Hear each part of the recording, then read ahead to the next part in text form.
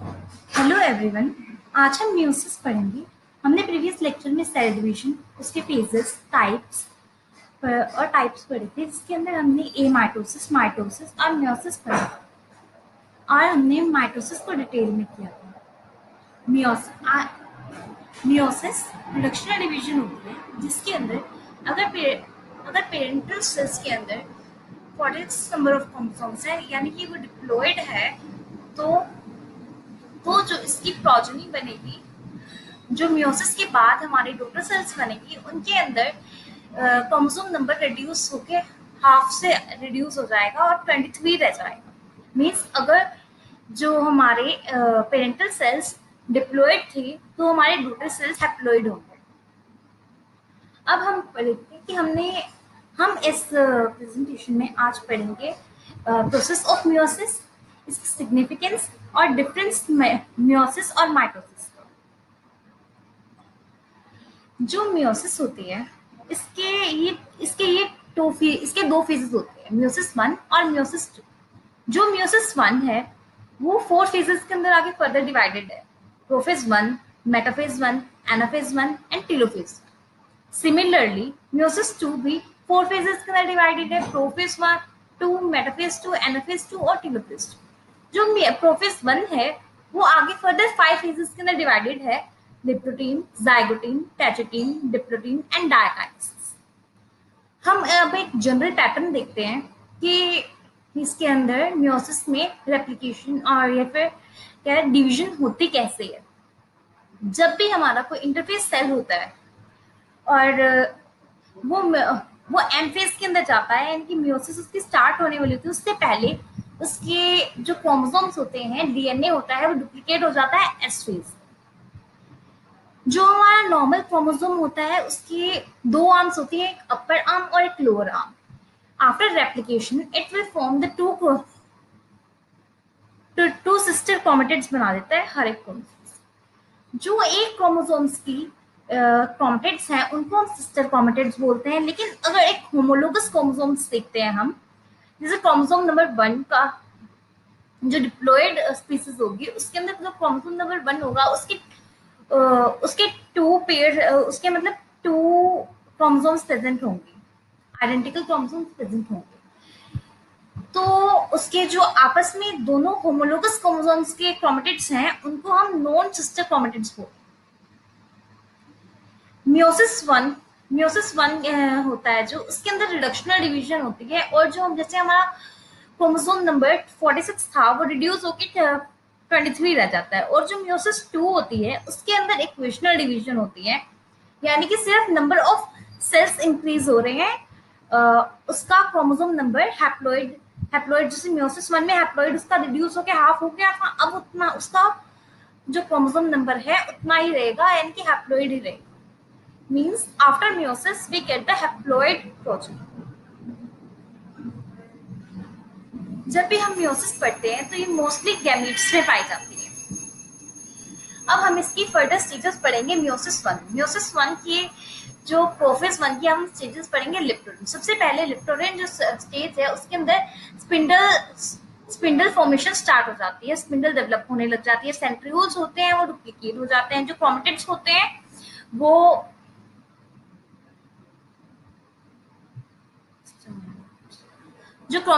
हैं वो थोड़े क्लोजली अदर्ड रहते हैं। सॉरी, ये काफी वाइड पार्ट होते हैं, लेकिन क्रोमोसोम्स कंडेंस हो चुके होते हैं। मींस और जाइगोटल स्टेज के अंदर क्या होता है, जाइगोटल स्टेज के अंदर जो हमारे सेंट्रोमियर्स होते हैं, सेंट्रियोल्स एस्टर्स फॉर्म करते हैं। एस्टर्स भी एक टाइप के स्पिंडल्स ही होते हैं जो स्टार शेप में एस्टर्स बनाता है सेंट्रियोल अपने चारों तरफ, उनको हम एस्टर्स बोलते हैं। एस्टर फॉर्मेशन हो जाती है। साइनैप्स होता है, होमोलोगस क्रोमोसोम्स होते हैं जो वो साइनैप्स करते हैं, मतलब क्लोजली अरेंज्ड हो जाते हैं और बिल्कुल उनके क्लोजली अरेंज्ड हो जाते हैं, उसको हम साइनैप्स बोलते हैं। उसके बाद वो बनाते हैं साइनेप्टोनीमल कॉम्प्लेक्स। साइनेप्टोनीमल कॉम्प्लेक्स के अंदर क्या होता है कि जो हमारे होमोलोगस क्रोमोसोम्स बिल्कुल क्लोजली अरेंज्ड हो गए थे साइनेप्सिस में, उनके बीच में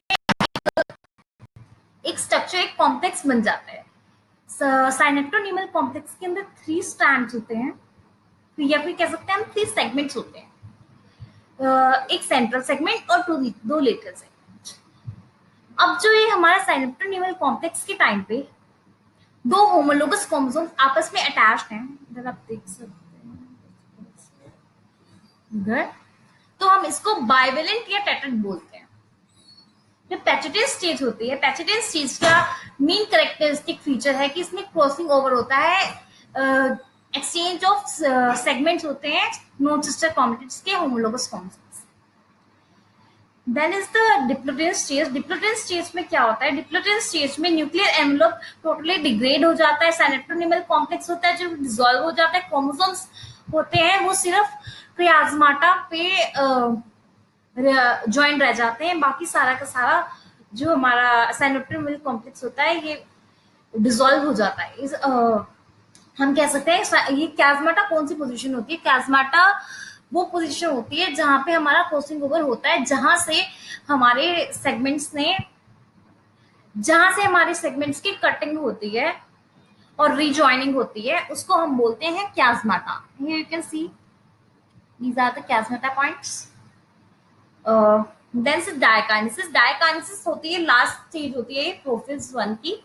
इसके अंदर क्या होता है? न्यूक्लियर एनवेलप होता है जो टोटली डिसअपियर हो जाता है, जो क्रोमोसोम्स होते हैं वो कंडेंस हो जाते हैं और न्यू रिकॉम्बिनेंट्स की फॉर्मेशन हो चुकी होती है, प्लाज्माटा टोटली डिसॉल्व हो जाता है।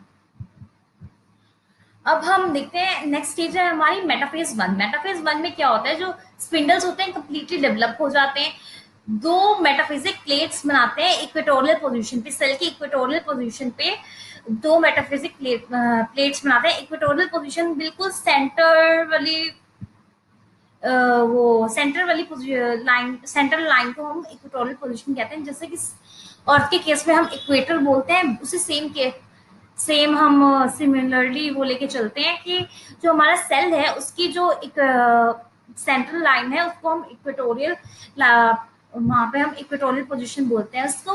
तो इसको मेटाफिजिक प्लेट, दो मेटाफिजिक प्लेट्स बनाए थे क्रोमोसोम्स, दो मेटाफिजिक प्लेट्स में अरेंज हो जाते हैं। जो एक क्रोमोसोम्स आपस में रिकॉम्बिनेंट्स बनाए, जो होमोलोगस क्रोमोसोम्स में क्रॉसिंग ओवर हुआ था और जिनमें जो हमारे रिकॉम्बिनेंट्स बने थे उनके बीच में, क्रोमोसोम्स के बीच में आप देख सकते हैं एक इंटरजोनल फाइबर्स आपको बड़े इजीली आप देख सकते हैं। यहाँ पे इंटरजोनल फाइबर्स हैं, मतलब ये भी अभी आपस में अटैच्ड हैं, सो दैट कि इनकी जो नेक्स्ट स्टेज के अंदर एनाफेज के अंदर इनकी पोलर मूवमेंट होनी है, टुवर्ड्स द पोल्स इनकी मूवमेंट होनी है, that could occur really smoothly.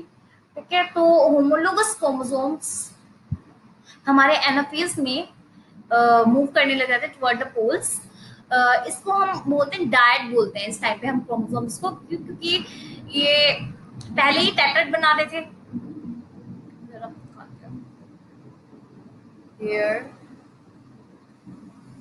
Here you can see इस जगह पे हमने जाइगोटस स्टेज में इसको बाइवेलेंट या टेट्राड बोला था, जब साइनेप्टोनीमल कॉम्प्लेक्स बन गया था, दो क्रोमोसोम्स आपस में, दो होमोलोगस क्रोमोसोम्स आपस में अटैच थी। जब ये होमोलोगस क्रोमोसोम्स का रिकॉम्बिनेशन हो जाता है, उसके बाद ये अपना सेपरेट होते हैं एनाफेज स्टेज में, एनाफेज 1 स्टेज में, तो उस टाइम पे हम इसको डायट बोलते हैं।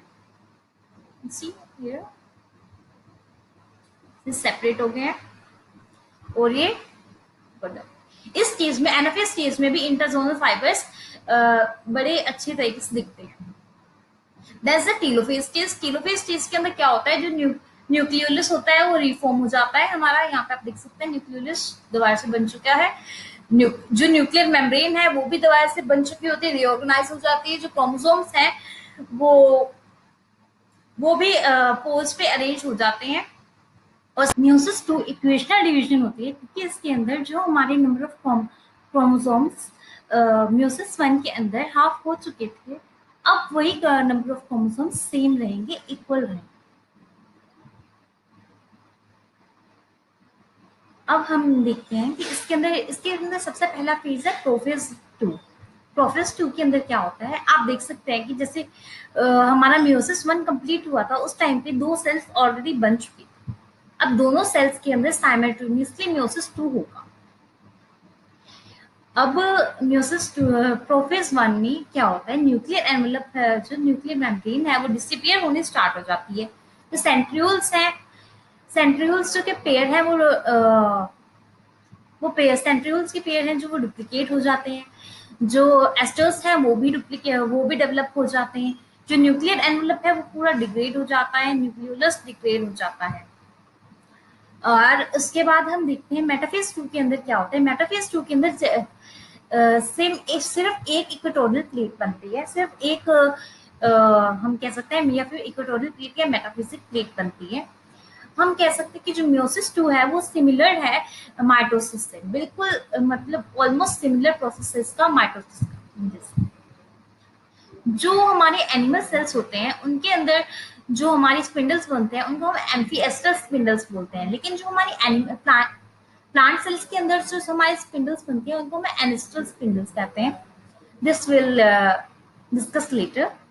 And after that it's anaphase 2। Anaphase 2 के अंदर क्या होता है, एनाफेज 2 के अंदर भी जैसे हमारे जो हमारे क्रोमेटिड्स होते हैं एक क्रोमोसोम्स की, जो हमारी डुप्लीकेशन हो चुकी है, जो हमारे क्रोमेटिड्स हैं अब वो सेपरेट होते हैं। और जैसे क्रोमेटिड सेपरेट हो रहे हैं साथ में इनके सेंट्रियोल्स भी डिवाइड होते हैं। हर एक क्रोमोसोम के सेंट्रियोल्स भी डिवाइड होके सॉरी सेंट्रोमियर्स भी डिवाइड होके टू बन जाते हैं। हर एक जो हमारा क्रोमेटिड है उसके पास अब अपना सेंट्रोमियर होता है। जो क्रोमेटिड्स होते हैं ये पोल्स की तरफ मूव करने लग जाते हैं, आप देख सकते हैं दोनों सेल्स के अंदर मूव कर रहे हैं। और at by the end of telophase 2 we get the four cells in which the nuclear envelope is totally reformed. Nucleus is also formed and all the chromosomes जो आप देख सकते हैं सभी के सभी जो हमारे chromosomes हैं ये recombinants बन चुके हैं and we call this type of arrangement as a tetrad। अब हम देख सकते हैं जो हमारी ये नेक्स्ट स्लाइड है इसके अंदर भी आपको प्रोफेज 1 के अंदर जैसे क्रोमोसोम का कैसा डिफरेंट डिफरेंट बिहेवियर होता है वही एक्सप्लेन किया गया है एक बारी दोबारा से ओवरव्यू के लिए। आप देख सकते हैं जो लिप्टोप्रोटीन के अंदर क्या था, लिप्टोप्रोटीन के अंदर हमारे क्रोमोसोम थे जो वाइडली अपार्ट थे। जो हमारा नेक्स्ट स्टेज आई थी जाइगोटीन, जाइगोटीन के अंदर साइनेप्सिस हुआ था, मतलब कि उसका क्लोजली अरेंज्ड हो गए थे क्रोमोसोम्स। उसके बाद साइनेप्टोनीमल कॉम्प्लेक्स बन गया था आपस में उनका नॉन सिस्टर क्रोमेटिड्स का। वेजिटेटिव स्टेज में फिर हमारा क्रॉसिंग ओवर होता है। इस टाइम पे हमारी क्यास्मेटा फॉर्मेशन हो जाती है। डिप्लोइड स्टेज में हमारा साइनेप्टोनीमल कॉम्प्लेक्स होता है जो वो डिसोशिएट हो जाता है और सिर्फ हमारी वो रह जाती है, प्लाज्मेटा पे अटैच रह जाता है। और डायकाइनेसिस के अंदर साइनेप्टोनीमल कॉम्प्लेक्स होता है जो कंप्लीटली डिसॉल्व हो जाता है और रिकॉम्बिनेंट्स रह जाते हैं। ये वही समराइज किया गया नेक्स्ट स्टेज में। प्रोफेज 1 के अंदर मियोसिस, इसके अंदर भी आपको वही क्रोमेटिड का बिहेवियर दिखाया गया, क्रोमेटिड किस तरीके से क्रोमोसोम में चेंज होता है और वो उसके अंदर उसका सारा बिहेवियर इस डायग्राम के अंदर भी वैसे ही बताया गया है जैसे पिछले डायग्राम के अंदर था। मैं आपको एक्सप्लेन कर दूं। इंटरफेस के अंदर ये क्रोमेटिड लूजली अरेंज होता है एज ए डीएनए। लिप्टोप्रोटीन के अंदर ये कंडेंस होने लग जाता है लेकिन वाइडली अपार्ट होता है। जाइगोटीन के अंदर साइनेप्टोनीमल कॉम्प्लेक्स बन रहा है, पेट्रोटीन के अंदर क्रॉसिंग ओवर हो रहा है but the synaptonemal complex is still there. Lipoprotein के अंदर ये जो हमारे साइनेप्टोनीमल कॉम्प्लेक्स है इसकी डिसअसेंबली हो रही है और हमारे डायकाइनेसिस के अंदर रिकॉम्बिनेंट्स बन चुके हैं। अब हम देखते हैं साइनेप्टोनीमल कॉम्प्लेक्स जो हमारा पेस्टिन स्टेज में बना था, इसका ये मेनली है क्या है और इसका स्ट्रक्चर कैसा होता है। ये ऑफकोर्स सॉरी पेस्टिन जाइगोटीन स्टेज में बना था और इसमें क्या होता है, इसकी एक सेंट्रल फिलामेंट होता है, इसके अंदर एक सेंट्रल फिलामेंट होता है और 2 लेटरल फिलामेंट्स होते हैं जो कि हमारी रिकॉम्बिनेशन होने के लिए रिकॉम्बिनेशन और हमारे क्रोमेटिड्स को होल्ड करके रखते हैं। इसके अंदर, इस डायग्राम के अंदर भी म्यूसिस टू की एक जनरल सा पैटर्न दिखाया गया, किस तरीके से इसके अंदर हमारे आगे फर्दर इक्वेशनल डिवीजन होती है। Can see here asters form हो गए हैं, सिमिलर है, यू कैन कंप्लीट। इसके अंदर एस्टर्स बन गए हैं जो वो हैं हमारे क्रोमोसोम्स कंडेंस्ड है। इसके अंदर हमारे आप देख सकते हैं जो मेटाफेज 2 के अंदर इक्वेटोरियल प्लेट के ऊपर हमारे एक सिर्फ एक वो बनी है, एक इक्वेटोरियल प्लेट के या फिर एक कह सकते हैं एक मेटाफिजिक प्लेट बनी है हमारी, जो कि अटैच्ड है स्पिंडल फाइबर्स के थ्रू। जो हमारे हम एनाफेज 2 देखते हैं, एनाफेज 2 के अंदर जो क्रोमोसोम्स हैं हमारे वो वाइड पार्ट होने लग गए हैं। जो टेलोफेज 2 है उसके अंदर ये क्रोमोसोम्स हैं जो न्यूक्लियर एनुलर प्रीफॉर्म हो गया, न्यूक्लियर रिफॉर्म हो गया और ये क्रोमोसोम्स पोल्स के ऊपर एडेंट हो गए हैं। साइटोकाइनेसिस स्टार्ट हो गई है bye the end of telophase 2, तो साइटोकाइनेसिस हो जाती है और डॉटर सेल्स माइटस बन जाते हैं। ये आप देख सकते हैं इसके अंदर एक स्लाइड का व्यू दिखाया गया है कि एक्चुअल सेल डिवीजन के अंदर जो हमारे माइक्रोस्पोर्स में यानी कि कॉलम्स के अंदर होती है, तो उसके अंदर किस टाइप से डिवीजन होती है। ये डिफरेंट डिफरेंट स्लाइड्स बनाकर दिखाया गया है। ये लिली की स्लाइड्स हैं, लिली के माइक्रोस्कोप की स्लाइड्स हैं। इसके अंदर आप देख सकते हैं इंटरफेस के अंदर जो क्रोमोसोम्स है हमारा बिल्कुल क्रोमेटिन लूजली है, जो लेप्टोप्रीन है उसके अंदर थोड़ी कंडेंसेशन होने लग पड़ी है, और जो हमारा जाइगोटल स्टेज है उसके अंदर हमने बोला था कि साइनेप्सिस हमारा साइनेप्टोन्यूमल कॉम्प्लेक्स की फॉर्मेशन होने लग जाती है। आप देख सकते हैं अगर आपको कहीं कहीं कुछ क्रोमोसोम्स नजर आए तो हियर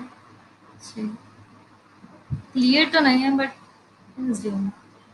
पेस्टिंग के अंदर आपको काफी सारे क्रोमोसोम्स आपस में क्लस्टर्ड दिख रहे हैं। इस हमारी यहाँ पे क्रॉसिंग ओवर हो गई है। डिप्लोटिन के अंदर हमारा क्या हो रहा है, ये कुछ कुछ जो क्रोमोसोम्स है कुछ कुछ जगह पे अटैच हैं एक दूसरे के साथ। मीन्स यहाँ पे हमारी जो साइनोप्टिन्यूमल कॉम्प्लेक्स था वो डिसॉल्व हो चुका है और सिर्फ ये क्यास्माटा से अटैच रह गई है। क्रोमोसोम्स जो डायकाइनेसिस है उसके अंदर साइनेप्टोन्यूमल कॉम्प्लेक्स था जो हमारा वो ट्रूली डिफॉर्म्ड हो चुका है। और मेटाफेज जो वन है वो इसके अंदर स्लाइड के अंदर आप देख सकते हैं कि आपको दो इक्वेटोरियल प्लेट्स दिखेंगी। ये साइड व्यू है, इसके अंदर इसलिए नहीं दिख रहे हैं, इक्वेटोरियल प्लेट दिख रही है। ये पोलर व्यू है, पर दूसरी तरीके से दिखाया गया है। एनाफेज के अंदर फर्दर ऐसे सारी स्टीचेस में उसी तरीके से आपको बताया गया। टीलोफेज के अंदर आप देख रहे हैं दीवार दूर जा रहा है। एनाफेज 1 के अंदर ये दूरदार था, क्रोमोसोम सेपरेट हो रहे थे। टेलोफेज 2 के अंदर ये पोल्स पे अरेंज हो गए हैं। प्रोफेज 2 के अंदर आगे फर्दर ये दीवार से न्यूक्लियर डिसइंटीग्रेट होने लग गया है। और मेटाफेज 2 के अंदर आप देख सकते हैं सिंगल इक्वेटोरियल प्लेट बन रही है। एनाफेज के अंदर आप देख सकते हैं तो कॉम्प्लेक्स आपस में सेपरेट हो रहे हैं। टेलोफेज 2 के एंड में आप देख सकते हैं कि ये दोबारा से अपना पोल्स के ऊपर अरेंज होने लग गए हैं क्रोमोसोम्स और tetrad by the end telophase 2 the रोटोसेल्स बन 4 रोटोसेल्स बनते हैं जिनको हम टेट्राइड्स बोलते हैं, और ये फाइनल माइक्रोस्पोर्स है। सिग्निफिकेंस किसके गैमेट फॉर्मेशन में है और मेंटेनेंस ऑफ क्रोमोसोम्स में, क्योंकि जब गैमेट्स की फॉर्मेशन होती है तो हमारे म्यूसिस के थ्रू क्रोमोसोम नंबर हाफ हो जाता है, और जब हमारा दोबारा से जाइगोट बनता है तो वो गैमेट्स हम आपस में फ्यूज करके then they again restore the chromosome number in the meiosis. जब हमारे दिखते हैं पैटर्नल और मैटरनल क्रोमोसोम्स दोनों हमारे आते हैं और उनकी इंडिपेंडेंट असॉर्टमेंट होती है, क्योंकि रिकॉम्बिनेशन के टाइम पे उनकी इंडिपेंडेंट असॉर्टमेंट होती है और उनकी टोटल रिशफलिंग हो जाती है और new sets of chromosomes new sets of traits appear होते हैं। जो हम देख सकते हैं क्रॉसिंग ओवर होता है, क्रॉसिंग ओवर के टाइम पे न्यू रिकॉम्बिनेंट्स बन जाते हैं। जो हमारा माइटोसिस है इसमें सोमैटिक सेल्स, ये सोमैटिक सेल्स में होता है, ये जर्मिनल सेल्स में होता है। ये इसके अंदर सिंगल सेल डिवीजन होती है, इसके अंदर 2 सेल डिवीजन होती हैं डिप्लॉयड इसकी जो डॉटर सेल्स होते हैं डिप्लॉयड होती हैं, इसकी डॉटर सेल्स हैप्लॉयड होती हैं। इसकी जो डीएनए सिंथेसिस के इमीडिएटली बाद नहीं, इसके अंदर जो G2 फेस होता है वो थोड़ा बड़ा होता है, तो ये इमीडिएटली बाद इसकी माइटोटिक डिवीजन नहीं होती है, बल्कि म्यूसिस होता है वो जो इमीडिएटली बाद होती है, क्योंकि इसका G2 फेस काफी ज्यादा शॉर्ट होता है और नॉन एग्जिस्टेंट होता है। जो माइटोसिस का जो क्रोमोसोम्स का बिहेवियर है इंडिपेंडेंटली होता है, इंडिपेंडेंटली बिहेव करते हैं, और जो म्यूसिस के अंदर क्या होता है साइनेप्सिस होती है, क्लोजली अरेंज होते हैं at time of crossing over. जो ये माइटोसिस होती है 1 से 2 घंटे में कंप्लीट हो जाती है, लेकिन जो म्यूसिस होती है उसका मेल्स के अंदर 24 आवर्स लगते हैं और फीमेल्स के अंदर तो ईयर्स लग जाते हैं। यू नो दैट कि काफी ज्यादा टाइम लग जाता है। इसके अंदर माइटोसिस में कोई क्रॉसिंग ओवर नहीं होती, इसलिए इसका जेनेटिक वेरिएबिलिटी में कोई रोल नहीं है, बल्कि जो हमारे म्यूसिस है उसके अंदर क्रॉसिंग ओवर होती है, तो वो काफी ज्यादा जेनेटिक वेरिएबिलिटी को लेके आती है। That's all for this lecture.